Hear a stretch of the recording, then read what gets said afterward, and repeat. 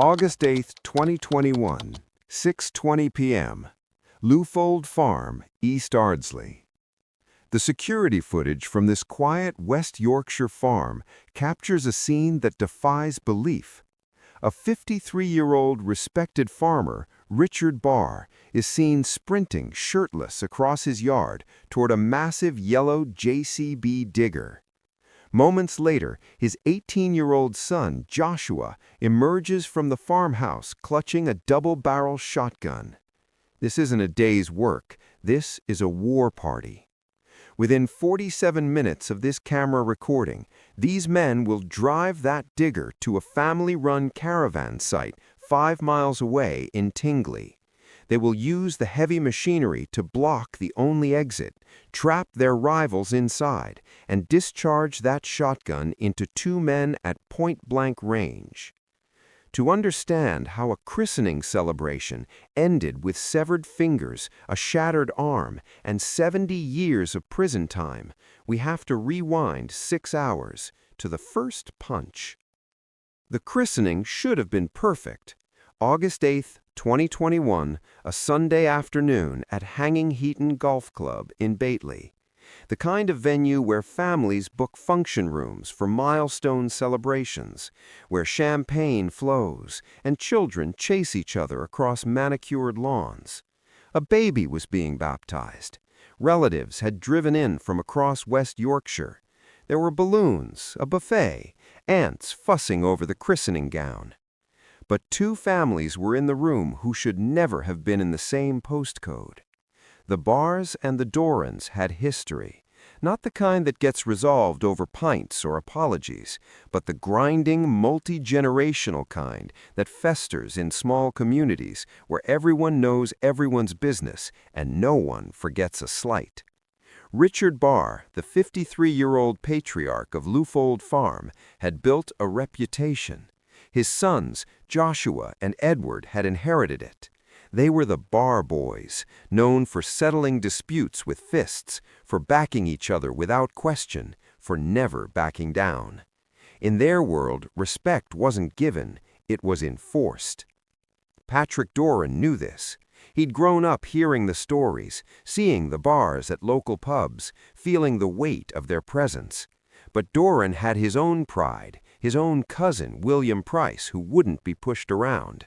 And on this particular Sunday, surrounded by family and the false civility of a christening reception, something cracked. It started with a look, then a whisper, then Richard Barr noticing Patrick Doran slipping into the men's toilets and deciding this was the moment to address what he'd been hearing. Rumors about Doran, about drugs, about disrespect. The golf club's function room hummed with conversation and clinking glasses, oblivious to the confrontation brewing just beyond the door. What was said in that bathroom, no one recorded, but what happened next was witnessed by enough people to fill a courtroom. Richard Barr followed Doran outside to the car park.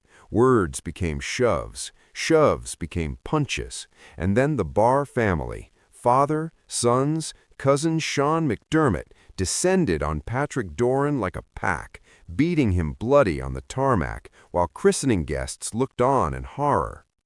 Doran went down. The Barrs walked away. In their minds, the matter was settled. Doran had been put in his place, reminded of the natural order. They exchanged texts afterward, congratulating each other. Barr boys, no matter what.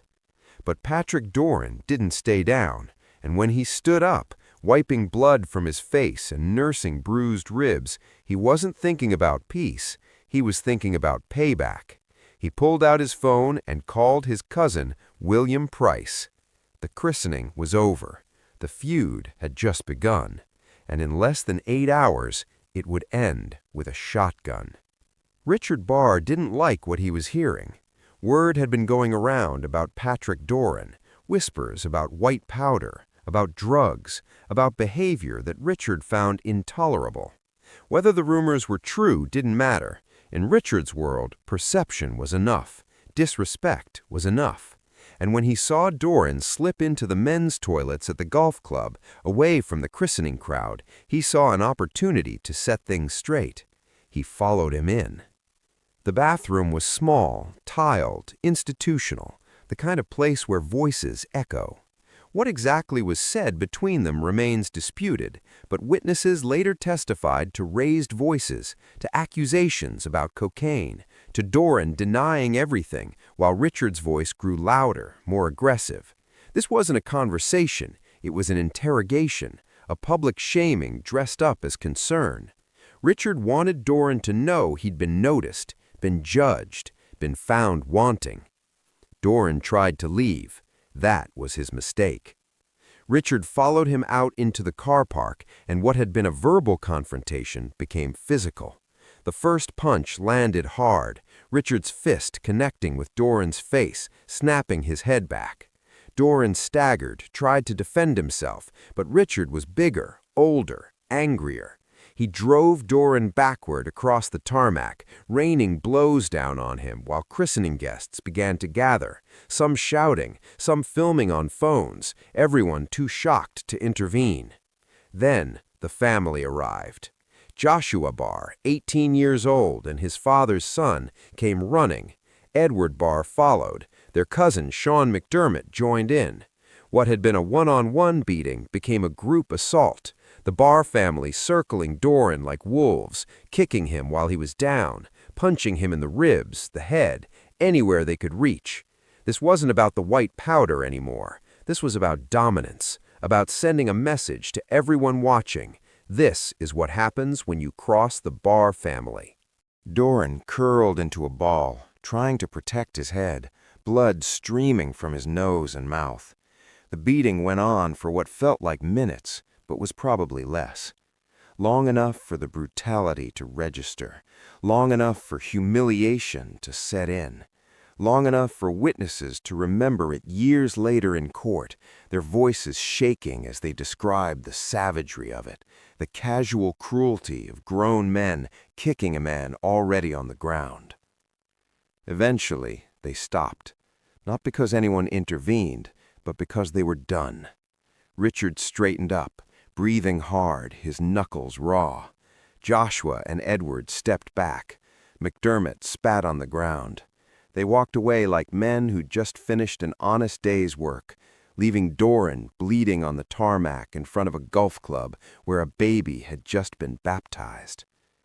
The Barr boys exchanged fist bumps, pulled out their phones, started texting. Barr boys no matter what. They thought it was over. They had no idea it had just begun.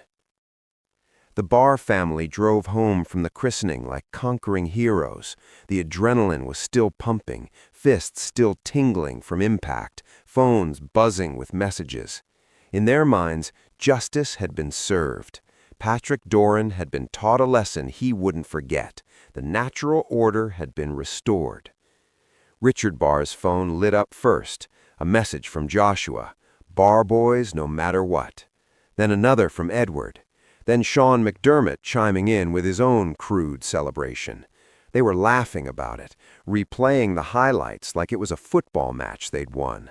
The way Doran had gone down, the way he'd stayed down, the way everyone had watched and done nothing, because everyone knew better to get between the Barrs and their business.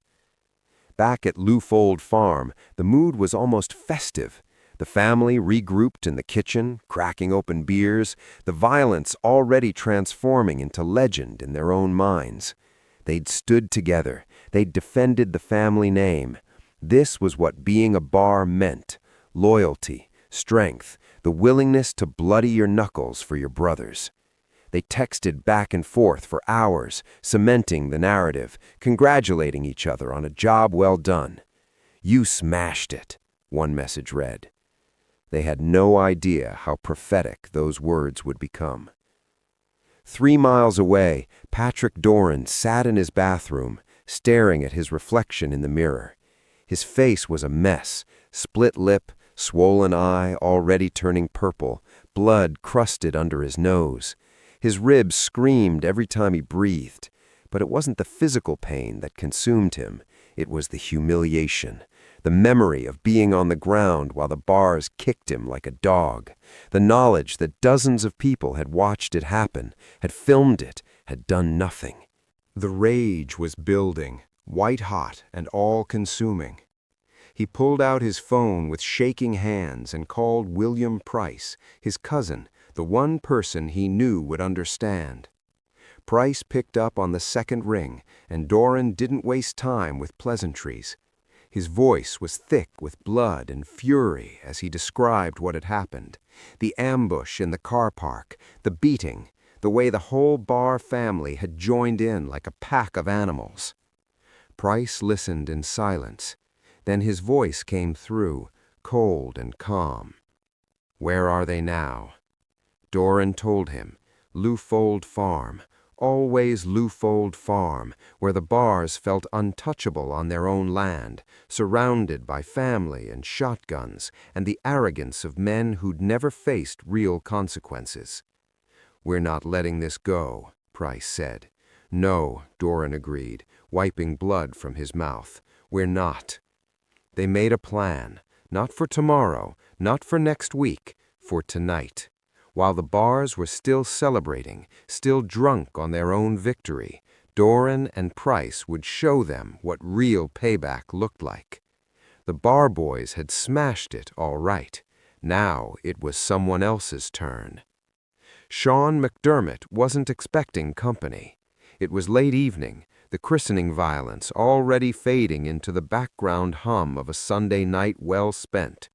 He was at his home in West Ardsley, probably thinking about work in the morning, maybe replaying the car park beating one more time with satisfaction. The Barr boys had sent a message, job done. Then came the knock at the door. McDermott opened it without hesitation. Why wouldn't he? He was on home turf, surrounded by the invisible shield of Barr family reputation. But standing on his doorstep weren't neighbors or friends. Patrick Doran and William Price had come calling, and they hadn't come to talk.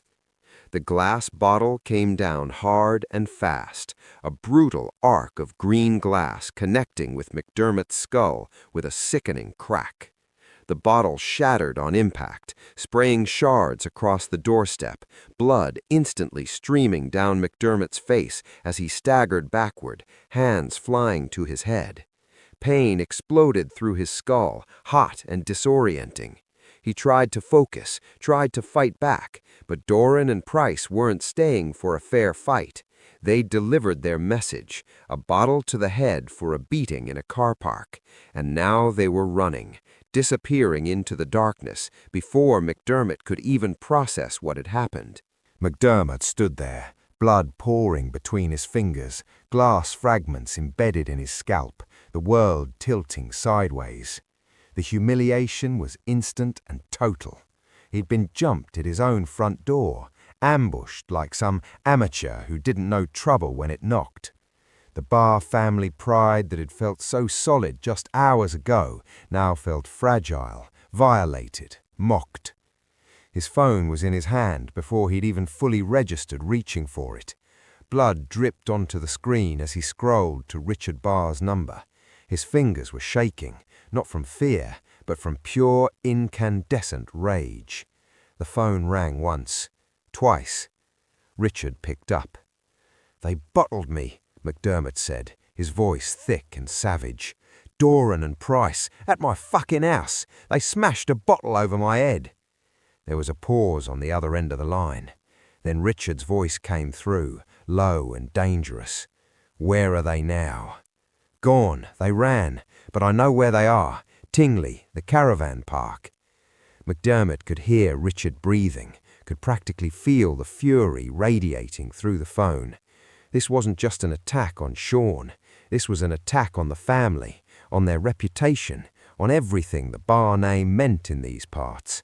You don't jump a Barr at his own home and walk away. You don't bottle one of them and expect it to end there. "Stay where you are," Richard said. "Get cleaned up. We're handling this." "Richard, we're handling this tonight." The line went dead. McDermott stood in his doorway, blood still flowing, glass still glittering on the ground. He knew what was coming next. The red mist had descended, and when Richard Barr saw red, people bled. Tonight, The Dorans would learn what real payback looked like. The call came in to Lewfold Farm like a battle alarm. Richard Barr hung up with Shaun McDermott and immediately started making calls of his own. Joshua, Edward, get here, now. Within minutes, the family was converging on the farmyard, engines rumbling in the darkness, headlights cutting through the summer night. This wasn't a conversation anymore. This wasn't even a fistfight. This was war. The mood at the farm was electric, dangerous. McDermott arrived with blood still matted in his hair, glass fragments glinting when he turned his head under the security lights. He was raging, pacing, demanding action. Richard was colder, more focused, but the fury was there beneath the surface, a controlled burn that made him more dangerous, not less. Joshua and Edward fed off the energy, young and pumped full of adrenaline and family loyalty. The Barr boys had been disrespected, attacked at home. This couldn't stand. Someone said it first, or maybe they all thought it at once. They were going to Tingley Caravan Park. They were going to find Doran and Price. And they weren't going with just their fists this time. Richard walked toward the equipment shed. The others followed. This was the moment, the decision point where everything could have stopped, where someone could have said, "Let's call the police. Let's let this cool down. Let's not do something we can't take back." But no one said it. The red mist had descended, thick and suffocating, drowning out reason and consequence, and everything except the need for payback. Richard emerged with the double-barreled shotgun.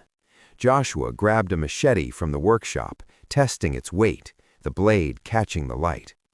Edward started moving hay bales, clearing a path. And then Richard made the call that would define everything that followed. They were taking the JCB. The massive yellow digger sat in the yard like a sleeping beast. Richard climbed into the cab, fired up the engine, the diesel rumble shaking the ground. This wasn't about transportation. This was about making a statement, about trapping their targets, about showing up with overwhelming force so Doran and Price would know exactly what it meant to cross the Barr family. McDermott checked the shotgun, cracking it open to verify it was loaded. 2 cartridges, enough.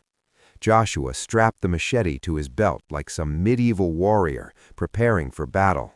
They were farmers, family men, people who milked cows and baled hay for a living. But tonight, in this moment, they were something else entirely, a private army mobilizing on their own land, armed with industrial machinery and lethal weapons, convinced that their honor demanded blood. The CCTV cameras captured it all. The timestamp read 1947. Richard and Joshua running across the yard, the shotgun, the JCB roaring to life, the convoy forming up, farm vehicles and fury. 47 minutes until the shooting. They climbed into their vehicles and rolled out into the night, leaving Lewfold Farm behind.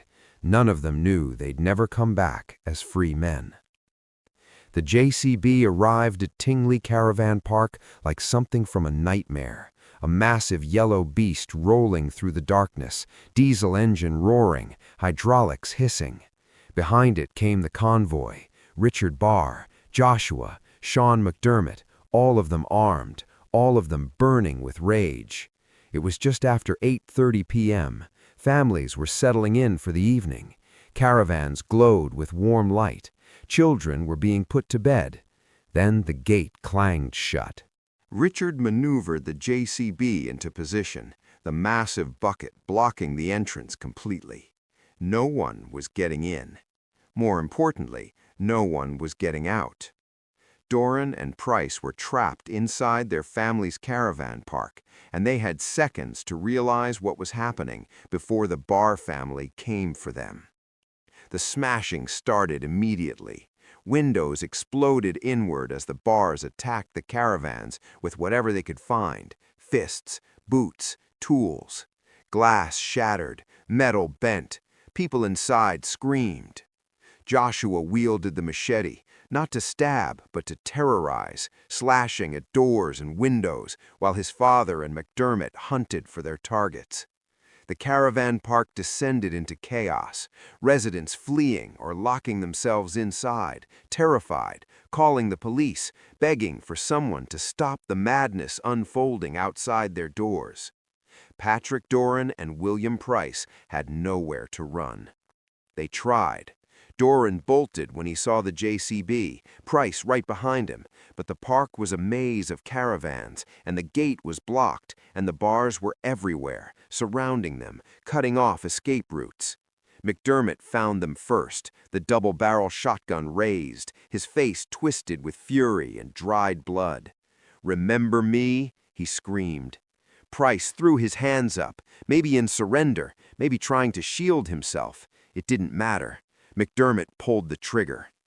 The first blast caught Price in the arm. The sound was deafening, a thunderclap that echoed across the caravan park and silenced everything else. Price went down screaming, his arm shattered, bone and tissue torn apart by buckshot at close range. Blood sprayed across the ground, across the caravans, across everything. Doran tried to run. McDermott swung the shotgun toward him and fired the second barrel. The blast caught Doran in the hand and groin, the pellets ripping through flesh and bone. Fingers disintegrated. Doran collapsed, screaming, clutching at wounds that were pumping blood onto the tarmac. His hand was destroyed, digits blown clean off, what remained barely recognizable as human anatomy. Then it was over. 2 shots, 2 men down, blood pooling under the security lights. The bars stood there for a moment, chests heaving, reality beginning to creep in through the adrenaline. Around them, witnesses watched from cracked doors and broken windows. Someone was definitely calling the police. Sirens would be coming.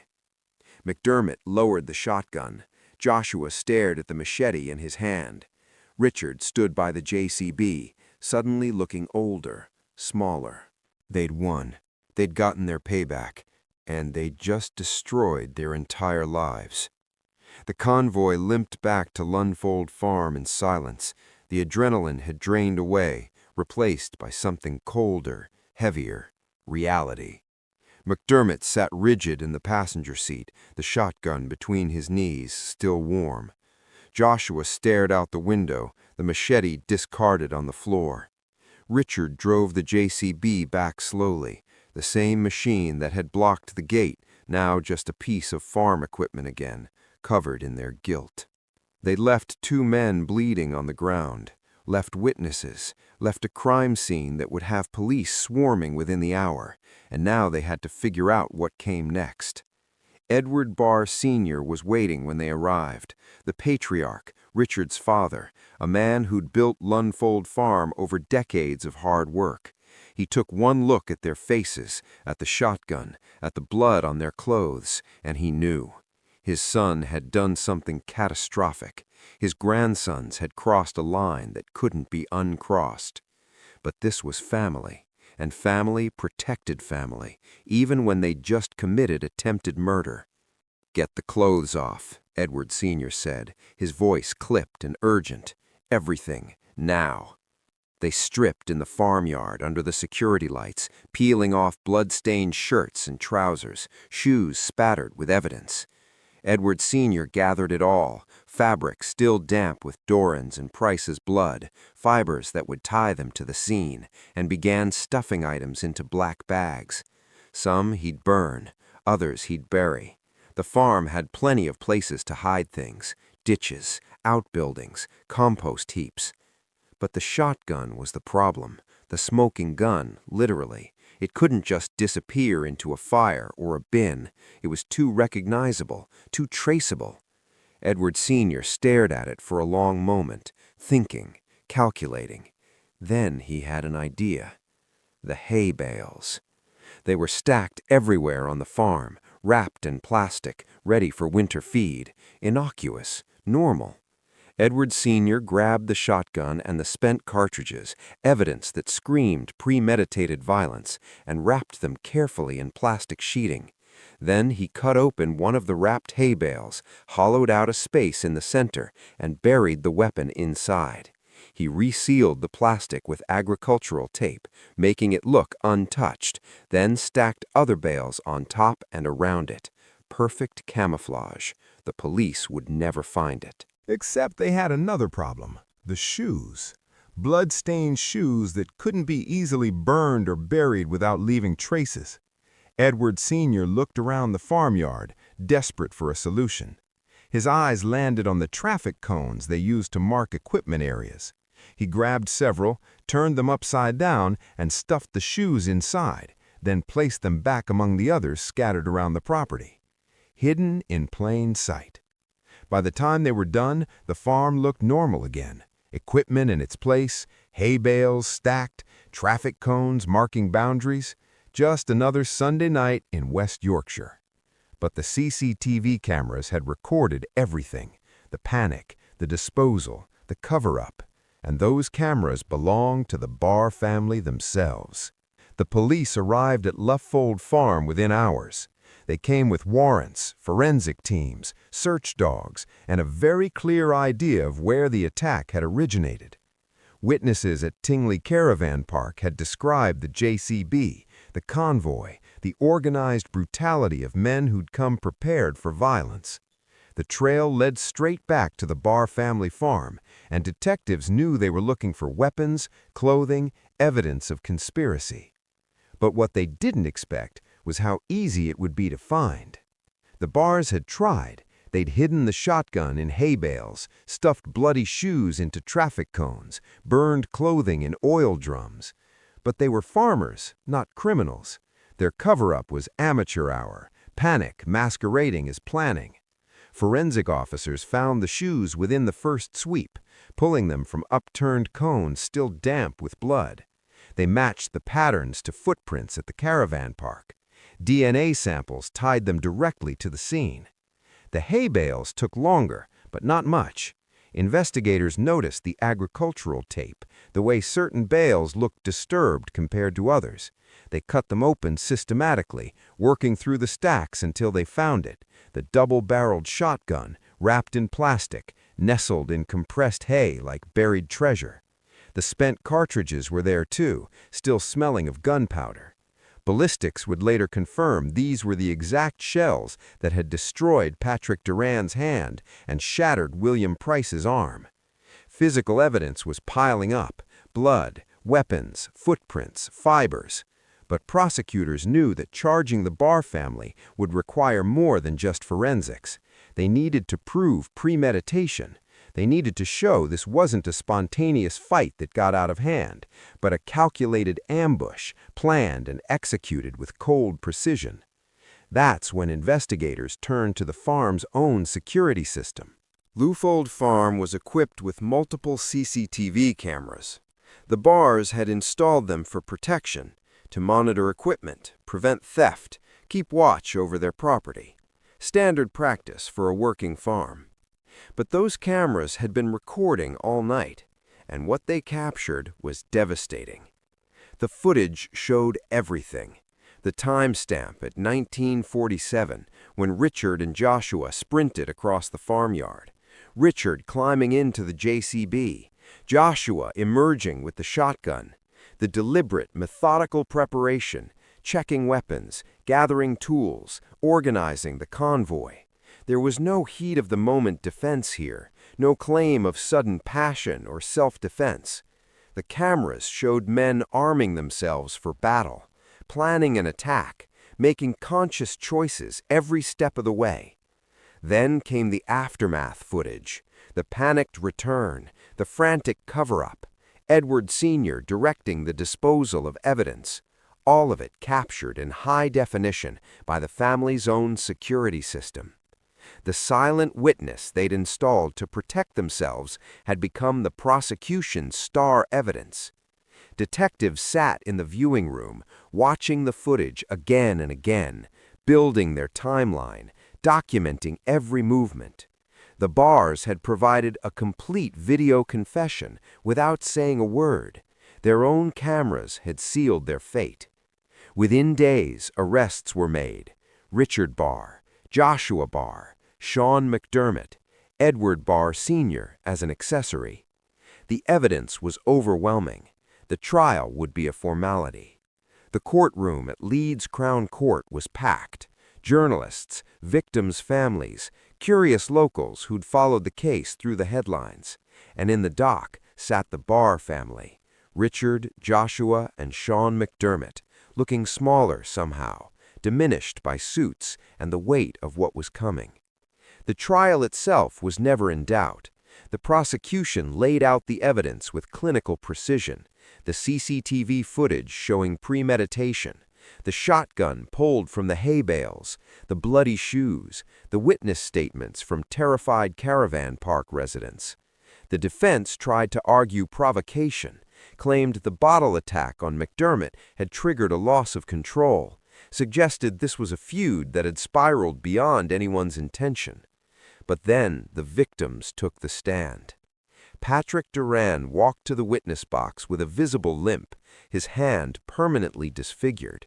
The shotgun blast had blown off multiple fingers. What remained was a twisted mass of scar tissue and reconstructed bone that would never function properly again. He held it up for the jury to see, not for sympathy, but as evidence of what happens when men choose shotguns over sense. The groin injuries had required multiple surgeries. He'd never fully recover. The physical pain was constant, but the psychological damage ran deeper. He couldn't sleep, couldn't work, couldn't forget the sound of that shotgun or the sight of his own fingers disintegrating. William Price's testimony was equally devastating. His arm had been shattered by buckshot at close range, bones splintered, nerves severed, tissue destroyed. Surgeons had done what they could, but the arm would never work right again. Simple tasks like lifting, gripping, even dressing himself had become ordeals. He was 33 years old and permanently disabled because of a christening day argument that had escalated into armed warfare. The judge listened to it all, reviewed the evidence, watched the CCTV footage of men running for weapons. And when sentencing day arrived, his words were unsparing. "This wasn't a moment of madness," he said. "This was planned violence, executed with terrifying efficiency. The use of a JCB to trap victims, the shotgun loaded and ready, the machete for intimidation. This was an ambush designed to maim or kill, carried out by men who believed their family name put them above the law." Richard Barr, 24 years. Joshua Barr, just 18 when he ran for that shotgun, 19 years. Shaun McDermott, who pulled the trigger twice, 27 years. Edward Barr Sr., who helped hide the evidence, a shorter sentence but prison nonetheless. 70 years combined, decades stripped away in a single judgment. Lewfold Farm would be sold to pay legal fees and compensation. The family name, once worn with pride, was now synonymous with brutality and stupidity. The Barr boys had gotten their payback. They'd defended their honor. They'd won the feud, and it had cost them everything. As guards led them from the dock, Richard Barr looked back one last time at the public gallery. His family was there, crying. His farm was gone. His freedom was gone. All for 47 minutes of rage.